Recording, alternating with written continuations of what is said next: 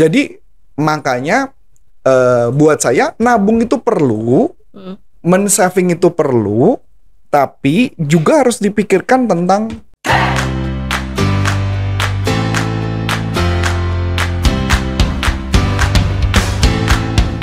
Halo teman-teman, kembali lagi di YouTube channel Panduan Bisnis dengan NLP dengan saya Karin, dan kali ini kita mau bahas 4 money language. Nah, ini aku juga baru denger nih, kan biasanya kan love language nih, love language yang Xful. Nah, yang di TikTok. Nah, tapi sebelumnya kita simak yang berikut ini ya. Sebelum Anda lanjut nonton video ini, silakan Anda subscribe, like, dan share kepada teman-teman Anda sehingga channel ini bisa bertumbuh. Oke, sebelum masuk ke topik kali ini, kita sapa dulu Coach Arif. Hai Coach. Halo. Sehat Coach? Sehat.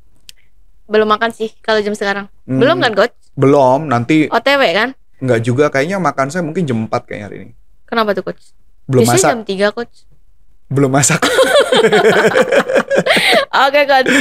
Jadi rumah belum ada sayur, jadi belum masak. Tadi sudah diberikan pernyataan belum masak, jadi nggak ada makanan. Oh ya udah. Ada Kecuali, aplikasi yang mudah kok Coach. Oh iya, tapi karena kita nggak disponsorin, jadi kita nggak usah ngomong ya. Okay, kita nggak usah ngomong. Oke Coach. Ini ada 4 money language nih Coach. Itu apa sih Coach sebenarnya? Nah, mungkin Karin pernah tahu ya tentang five love language. Jadi 5 bahasa cinta dari Gary Chapman. Jadi katanya kalau kita mau tahu bahwa kita dicintai oleh pasangan kita atau orangnya butuh dicintainya seperti apa, itu berdasarkan dari five love language gitu ya. Nah, ini ada yang berkaitan dengan money language. Money language itu berkaitan dengan pasangan. Supaya kita kalau ketika berhubungan dengan pasangan, kita jadi nggak marah-marah gitu loh. Nggak marah-marah karena kita tahu dia tipe yang mana, kondisinya kayak apa. Lu jangan marah dulu gitu loh. Kalau soal pasangan aku tuh kayak kenapa tuh? Tertarik banget gitu loh Coach. Oh gitu ya. Oke, lanjut. Ini karena kayaknya mau buat catatan nih kelihatannya habis ini. Nah, jadi saya tertarik terus terang tentang ini gitu ya. Saya menemukan ini keren banget sih. Jadi kita bisa tahu tentang pasangan kita. Jadi kita tidak cepat-cepat menganggap kok dia begini ya, kok dia begitu ya. Jadi kita benar-benar ngeliatin prosesnya dia dalam pengelolaan keuangannya dia. Jadi kita bisa tahu bagaimana cara dia manage, bagaimana dia ngelola. Jadi kita bisa paham sih bagaimana cara kita ngelakuinnya. Nah, kita mulai ya. Jadi yang pertama adalah tipe driver. Driver kayak supir, driver. Jadi uang itu berarti kesuksesan buat dia. Jadi kalau orang dia menganggap uang itu adalah sukses, uang banyak itu sukses menurut dia. Nah, seorang yang driver ini mengatakan aku mencintaimu dengan cara dia membeli barang-barang dan menunjukkan kepada Anda melalui benda-benda materi bahwa Anda penting bagi mereka. Anda, kamu.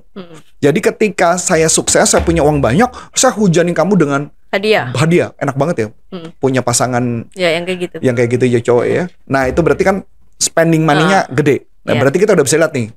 Karena kayak contoh siapa-siapa saja sudah tahu ya. Orang-orang yang suka spending money, memberi hadiah uang kepada orang lain, kita udah tahu siapa-siapa aja. Udah tahu dong? Nah, jadi orang-orang seperti itu, bahkan artis-artis terkenal pun juga ada yang kayak gitu kan. Yang dia spending dan sebagainya. Jadi orang seperti ini dia memang gayanya kayak gitu. Gayanya kayak gitu. Jadi kalau misalkan saya jadi pasangan orang yang dia dengan cara menunjukkan kayak gitu, ya kita nggak bisa marah. Memang gayanya begitu. Paling cuma kita ajarin bagaimana ngelola keuangan supaya jangan bablas. Boros banget. Boros banget gitu. Tapi buat dia tuh dia ngerasa dicintai.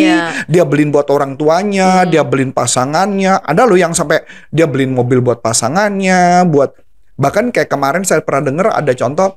Misalkan dia jalan sama siapa, dia kasih apa, itu berarti tipenya dia adalah tipe driver. Ya. Yang kedua adalah tipe analitik. Uang berarti keamanan. Safety gitu ya. Jadi darurat ya. Betul. Jadi analitik mengatakan aku mencintaimu melalui tabungan dan perencanaan masa depan. Ini lebih menjamin sini. Ini kayaknya orang financial planning gitu ya. Tapi bisa jadi medit loh. Bisa jadi sih Coach. Jadi nggak bisa dibilang daripada kita makan di luar, kita makan di rumah aja. Uang kita simpan buat. Betul. Makannya kita nggak usah banyak-banyak lah. Sayur 1-2 aja lah. Atau kita makan telur aja lah, cukup lah. Kita makan telur sama kerupuk sama kecap selesai lah ya. Nah, jadi kalau orangnya seperti ini bisa jadi orang membuat kita yang pasangan jadi sengsara. Iya, bisa jadi sih. Sengsara, ya, tidak menyenangkan dan pengen mengendalikan semua. Oke. Tapi memang benar, nabungnya keren gitu ya. Jadi dia lebih banyak mengkomunikasinya lebih banyak dinilai berkaitan dengan value berkaitan uang daripada orang. Jadi dia penting adalah money. Gue nggak penting sama pasanganku, bodoh amat. Yang penting gue ada simpenan ini. Yang penting ada simpenan. Iya. Ada simpenan. Jadi kayak gitu ya. Tapi bisa aja dia emang nggak mencintai ya coach ya. Mencintai. Dia menganggap mencintai itu dalam konsep dia menabung. Oh. Kalau pasangannya, jadi misalkan gini, gue menabung uang, itu berarti gue sayang sama keluarga. Oh, oke. Jadi dia Supaya ketika gue nanti udah nggak ada, butuh, gue nggak ada, lu aman. Oke. Itu kayak gitu. Nah, jadi menarik ya. Kalau yang pertama driver itu kan adalah nih gue sayang sama lu, gue kasih semuanya. Lu mau apa? Gue kasih. Iya. Abis itu nanti kartu kredit Habis. gitu. Tagihan meledak. Tagihan meledak. Jadi kan ada semua ada plus minus ya. Nah, kalau yang tadi analitik adalah tabungannya gila banget. Tapi medit. Ketat banget. Medit gitu ya. Sampai mau ngeluarin kayaknya jangan deh. waduh, ini mesti perhitungan Dipikir nih. berkali-kali ya, Ini Coach. mesti dihitung berkali-kali nih kayak gitu ya. Oke. Bahkan mungkin analytical itu juga bisa tipe orang yang dia bisa naruh uang dimanapun. Naruh uang dimanapun, misal ada orang ya, ini kan zaman dulu ya. Ada orang yang naruh uang di buku. Oke. Ada orang yang naruh uang di vas bunga atau dimanapun ada yang kayak Bawa gitu. sepatu. Di bawah sepatu. Jadi lucu tuh Karin. Nanti kesannya kalau begitu butuh, nanti dia buka, oh ada duit gitu. Oh, oke. Padahal bisa jadi dia kaya, tapi kelihatan miskin karena duitnya bertebaran di seluruh rumah ya. Iya. Itu memang ada. Itu Belum memang. aja dirayapin itu duit ya. Kan ada tuh. Oh iya, betul. Masuk akal. Ya jadi kayak gitu ya. Nah, yang ketiga adalah amiable. Apa tuh? Amiable berarti uang berarti cinta. Oke. Nah, ini menarik ya. Jadi dia menganggap orang aku mencintaimu kalau dia berbagi dan memberi. Oke. Tapi duit yang dibagi coach. Bagi kepada orang susah. Oh, oke.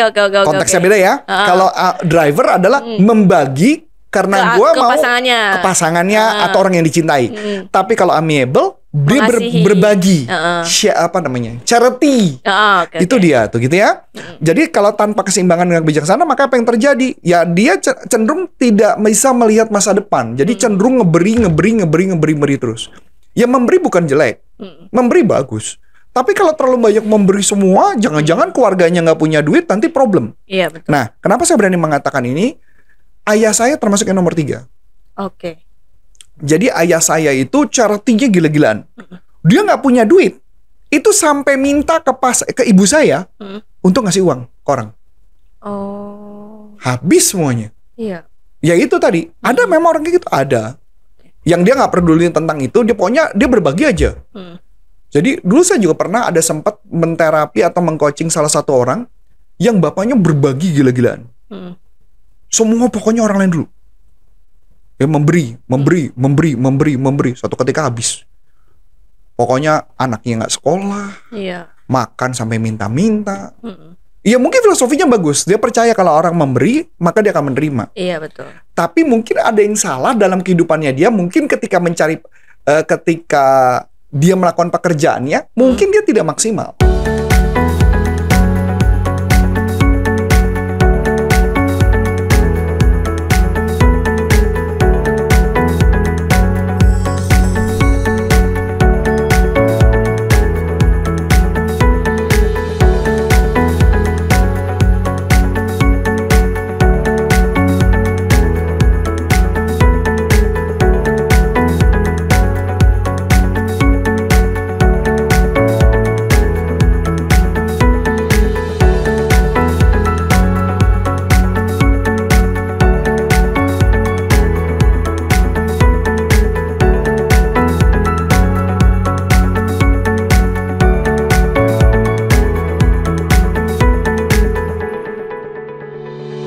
Dia tidak merasa diberkati sama Tuhan. Dia lebih fokusnya adalah ngebagi aja.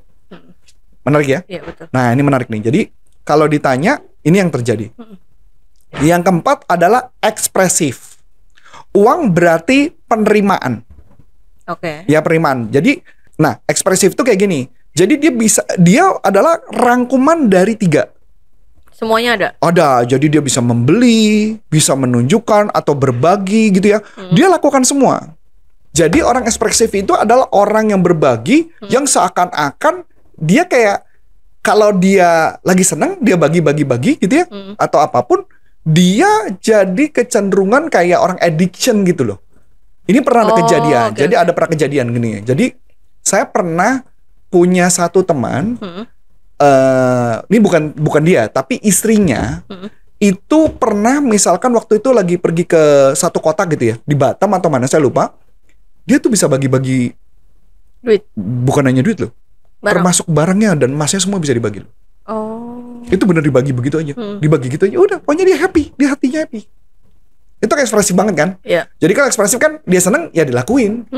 Ya itu ekspresif. Kalau gue misalkan, gue lagi cinta sama pasangan gue, gue ekspresif, gue kasih lah pasangan gue. Iya betul. Ekspresif kan gitu ya? Iya. Kasih lah dia, semuanya. Semua kasih. Pas ada orang butuh, kasih aja, gue happy sama lu, gue kasih gitu loh. Oke. Nah, jadi itu yang terjadi. Nah, pertanyaan menarik, Karin yang mana? Yang mana ya coach? Apakah driver, apakah analytical, amiable, atau ekspresif? Aku lebih ke give sih coach. Give, berarti lebih ke amiable. Iya. Amiable. Istri saya juga gitu. Oh iya. Iya. Istri saya lebih ke situ. Kalau saya enggak, saya lebih cenderung ke analytical. Ke analitik. Kalau saya cenderung ke analitik. Jadi kenapa saya mengatakan itu? Saya tipe orang yang akan, mungkin karena didikan orang tua kali ya. Jadi saya nyimpen uang, saya ngejaga uang tersebut. Saya bilang sama istri saya, ini passwordnya, ini kodenya. Jadi kalau nanti saya ada apa-apa, kamu bisa cairin uangnya. Oke. Ya. Dan istri saya cuma ngomong, ngapain kamu pikirin itu? Iya. Iya, di satu sisi omongan istri saya ada benernya.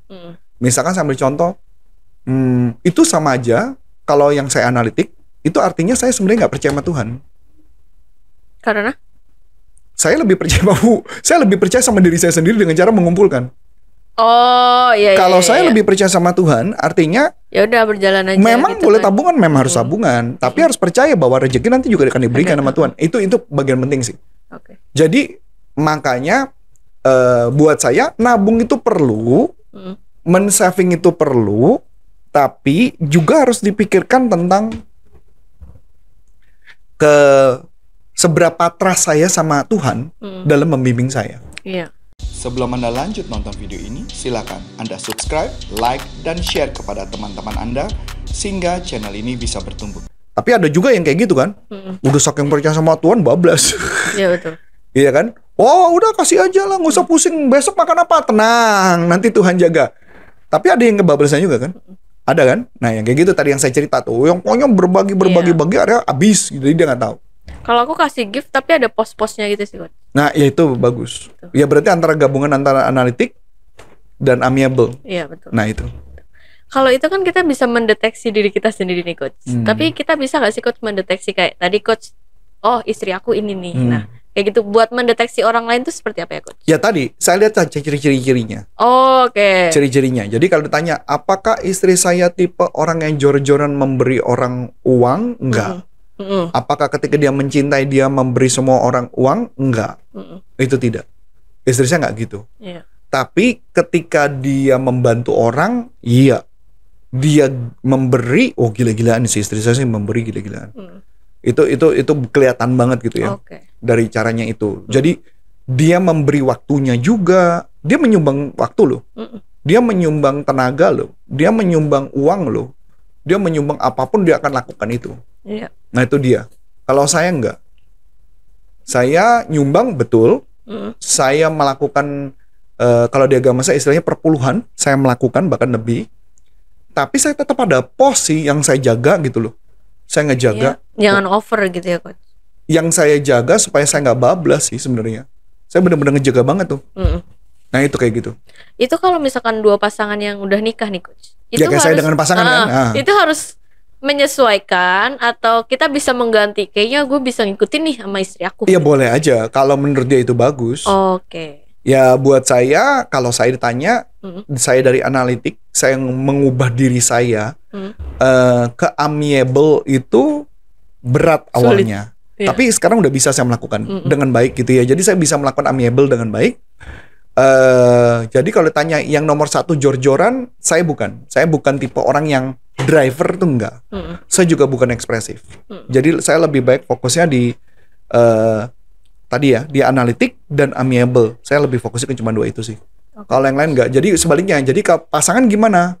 Kalau saya ngelihat sih pasangan saya cenderung, kalau saya lihat ya, zona istri saya itu lebih ke amiable dan ada sedikit driver tapi kepada orang yang dicintai, tapi bukan benda. Dia cenderung berkaitan dengan makanan. Iya, betul. Nah, saya ngeliat ini polanya mirip sama mertua saya. Jadi kan balik lagi kan, artinya mirip saya sama ibu saya juga mirip kan. Istri saya mirip sama mertua saya, make sense dong. Ya kita kan anaknya siapa gitu kan ya, makanya. Jadi kalau ditanya itu, ya itu istri saya gitu. Jadi model mirip-mirip gitu loh. Iya. Jadi filosofinya masing-masing jelas. Kalau filosofi orang tua saya dulu ngomong gini. Ini filosofi yang mengganggu dulu gitu. Jadi kamu harus simpen uang. Kamu nggak tahu kapan. Pada saatnya masa kering, kamu punya tabungan. Jangan kayak papimu. Kayak gitu itu ditanam banget sama ibu saya. Nah begitu juga dengan istri saya tahu ceritanya. Misalkan ibunya ngomong, kalau untuk makanan gak usah pusing, keluarin aja semua. Oke. Nggak masalah kalau soal untuk makanan mah keluarin aja. Itu memang yang terjadi. Jadi mirip.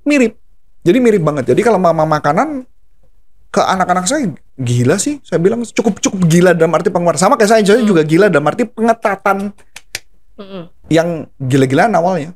Saya benar-benar nyimpen uang. Saya benar-benar melakukan perencanaan keuangan dengan baik. Saya sampai ngitung loh. Kalau saya sudah waktunya pulang, ya, saya sudah tahu berapa yang dibutuhkan untuk anak-anak saya dan sebagainya.